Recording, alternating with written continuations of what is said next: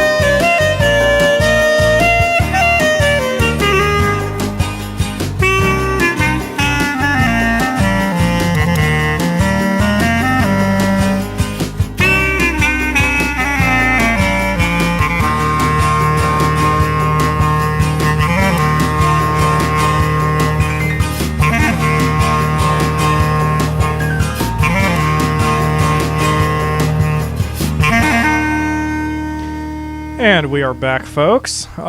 Just to give you a quick rundown of what I did, in case that was all a little too fast for you. Though I assume it wasn't. I have a feeling that didn't last nearly as long as I think it did in my mind. So we have basically these vertebrae of houses, and people are, of course, moving in already. We have our industry down here. This is our oil well. Right now it's closed, but it is hiring, and once it can hire, it will start producing plenty of oil. We only have 4 jacks at the moment, but 2 trading depots, both set to export, so hopefully we will get plenty of cash here coming in soon. We are losing nearly $2,000 an hour, but that will quickly be fixed as soon as the oil well starts producing. I had to take out a huge loan, as I always do, because I do knife edge budgets.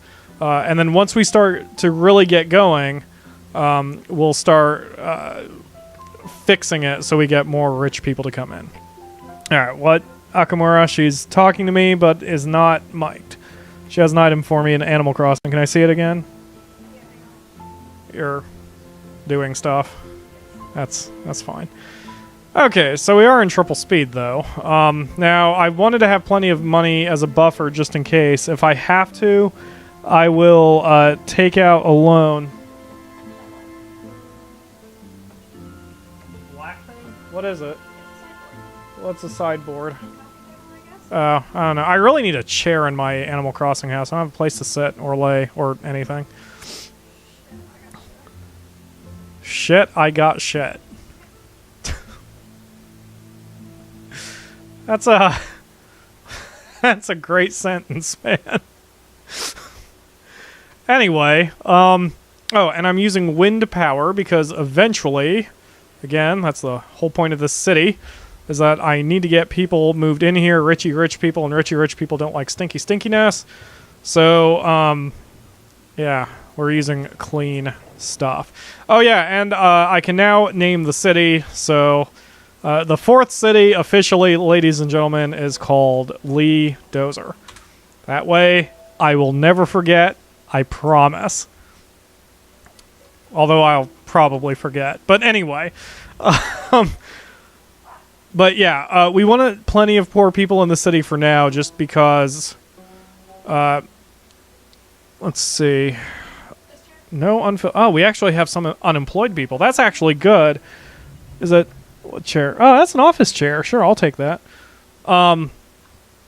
We have plenty of unemployed people, which means we have room for growth, which is good. So, okay, now the oil pump jacks are going, only bringing me 1,600 a day in oil, but that's okay. Their output will increase soon. Hey, it's raining, which refreshes the water table. I can't remember if I said that in a previous episode. If that... I don't remember. Okay, but there we go. So we're in triple speed here in Lee Dozer. Once we get money established, we will start increasing our richy rich population. And this will be the only industry that we have in the city. Now, during the time lapse, you may have noticed I actually did plant some industrial zones and then immediately destroyed them. The reason I did that is all I wanted was this oil well. That's all I wanted. So I added the industrial zones because you need 7 industrial buildings before you're even allowed to build an oil well. Commander, yeah, I see this. Commander from Commander's Corner is actually asking me to join him on Xbox. And he has no idea that I'm recording at the moment, so I'm going to quickly send him... I see, this is why LPers tend to, like, not give out their information, or they don't, friend people. But see, I feel like as long as I'm small time, I don't want to be like that. That's why I try to respond to all your comments and accept friend requests and such, just because I want to, you know, I want to be reachable. That actually started back when I was just a lowly FAQ writer for GameFAQs. Not that I was employed by GameSpot, but just, you know, I did it for fun. And I had read some FAQ writers who documents who would say things like, there's a reason I don't put my email address here. I don't want anybody to contact me. I don't want anyone to talk to me at all. I don't accept a friend request. And I'm like, I don't find that arrogant necessarily, because, you know, to each their own, but I don't want to be like that. I want to be reachable. I want people to contact me and talk to me if you are so inclined. So that is what I do. And, you know, I sincerely hope you guys like the fact that I respond to comments, that I accept friend requests and all that, and just helps me connect with you guys a bit, you know? I don't want to be aloof just because I happen to be making YouTube videos, because at the end of the day, I'm still a fan. I'm still a gamer fan, above everything else. You have a satellite? Sure. Give me just a second, because I'm I started screwing something up here. That is not a curved road. That's the opposite of a curved road. That is a straight road. Okay, that's... What the hell?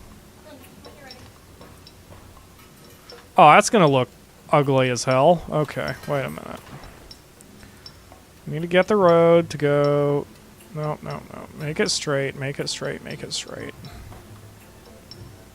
How is that going through anything? Okay, now can I curve it? There. I will stick a pump jack there. There we go. That makes me happy. In fact, you know what would make me more happy? Oh, never mind. That's good enough. Okay, what? You have a satellite just sitting in the middle of your room of crap in your house. And what is with that wallpaper? That can cause someone some video epilepsy. You made that? My point still stands. I made it first, but it's like, I was like, you know what, I'm gonna put this on my goddamn wall. Awesome. So, alright, so while I'm here waiting, I don't really have a topic to talk about, but I will mention, actually, something I had, something that I've been meaning to say, and it's just been on my mind. And what I just said relates to it. Back when I started FAQs, I don't know if any of you guys have seen my work on IGN or GameFAQs, although that would be really freaking awesome if you have been a fan of mine that long. That would just be mind-blowing to me. Why is that trade depot still closed? Why can you not find workers? Do you need medium wealth people? Well, if you do... let's not dick about with that.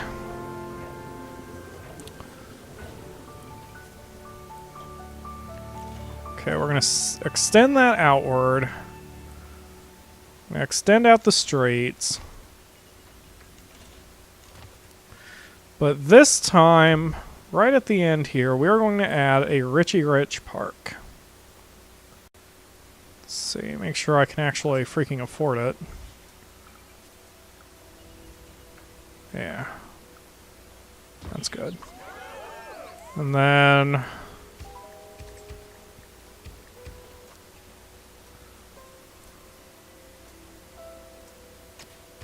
there. So hopefully the people that move in there will be of the Richie Rich people. Or at least medium wealth, and then we can start filling in those jobs. We have 144 unfilled jobs of medium wealth, so hopefully we can get some medium wealth houses. Let's actually see. Yeah, okay, okay. So the little arrow thingy here, I wish I could zoom in on the toolbar, but anyway, it shows that it's getting toward medium wealth. It's not quite there yet, but it's getting there. Let's see, let's check the land value real quick. Good for medium wealth. Yeah, that's the color that's here, that's the medium wealth, so. Yep, and then this is low wealth. Okay, so. Okay, so that should hopefully work a little bit. So anyway, so the very first FAQ I wrote was, it was a time study for Age of Empires 2, where I just timed how long it took me to build every building in the game. Just for reference's sake. Why do I have 0 treated... what? Why do I have 0 treated... oh, now it's 100%. Okay, that was weird. It was a time study, and it was just, I call it go away and play type of documents, where it's like, here's the information, just go away and play. Here's the information, that's it, no personality, nothing. And I was inspired to do better when I read, what was his name? Now I feel horrible. It was Dennis Duquette. He went by Fox, that was his nickname. Dennis Duquette wrote FAQs on Tropico, the original, and Civilization 3, I believe. Yeah, Civilization 3. And he put in one of those something about, I write my FAQs in a relaxed, casual manner because if the game is supposed to be fun, then I feel the FAQ should be too. And that completely changed my writing style. That inspired me to my current modern writing style where I try to inject some personality into it. Now, it's funny because with IGN, because the wikis are community creations, we're actually not allowed to show too much personality as writers. We can have a little bit of fun, but we're not allowed to just go completely off the rails like I do for my Sims FAQs and my Sims guides. But that's what inspired me to be more open, to be more friendly, to be more charismatic, to tell jokes, to try to entertain. I'm not trying to upstage the game. I'm certainly not trying to upstage SimCity, for example. But I also don't want to sit here and be a schlub who just drones about the game without saying anything else. I mean, some of you guys might like that, and I have gotten plenty of comments about how I should do these games. I have had enough feedback from you guys where you say you don't want me to talk about other topics all that much, and, you know, that's fine. I won't. I'll try to not do essentially what I'm doing now. But I understood what you meant, that you don't want me to just blather for 20 minutes without actually doing anything on the game, and I get it. But that said, I also don't want to be totally boring where I just say, now I'm clicking this, now I'm clicking that, now I'm clicking that. Especially if I don't actually explain what I'm doing. Because to me, especially for a game like SimCity, it doesn't really help you, like the tutorial in this game. It doesn't help any of you guys for me to just say, to build residential zones, you click here and then you click here and then that's it, because that doesn't help you. That doesn't instruct you on why you build residential zones or where you build residential zones, what the relationship is between residential zones and everything else. In games like SimCity, you have to know that. Now, you can be more direct on other games. Like, for example, I just recently finished the guide for Marvel Heroes, an MMO, a free-to-play MMO, that doesn't entirely suck. And with that, especially for the boss battles, there is basically only one way to do it. Like, you just say, you go here, and he attacks like this, and you try not to die as you hold the left mouse button to kill him. And that's really as much as you can say about the game. That's as much as you can say about the game. That's why for my Wolverine videos, I don't go into super deep detail about how to beat the bosses, or especially the minions, because all you do is you run around and tap X 1,000 times until everything around you is bleeding to death. But, that said, for games like this, you can't do it that way. You have to say how things relate to each other, or you guys who are listening, especially if you're listening for tips, won't know what the hell is going on. Because SimCity is a complicated beast. Although it's a lot less complicated than, say, SimCity 4, but regardless. Okay, back to how many unfilled jobs? We have 148 unfilled jobs. Medium wealth. Again, medium wealth people are not moving in, probably because we don't have any sort of civic service, but we will take care of that now, since we have too many. You know what? I actually changed my mind with what I was about to just say, so gonna do that. Extend. No, let's not extend it that way. So we'll put a small police station, a small fire station there. Now, we probably won't have, like, too many prisoners to worry about here, so I think one fire truck and one jail cell set will be alright.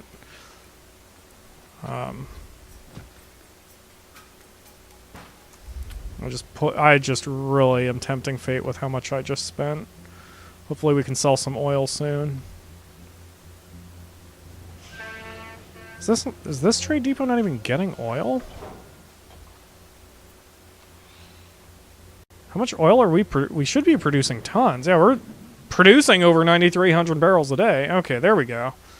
Now they're starting to fill up. Okay, and I just sold some oil. So by placing these two buildings, the police station and the fire station, hopefully that means the land value will shoot up again. Oh, yep, it is. So see, the land value's increasing around both buildings. Hopefully that means these houses will start upgrading to medium wealth residents, and we will also lay down some more residential zones there. I may as well actually continue extending this out. Certainly, at least in the high wealth areas. Or I guess medium wealth areas.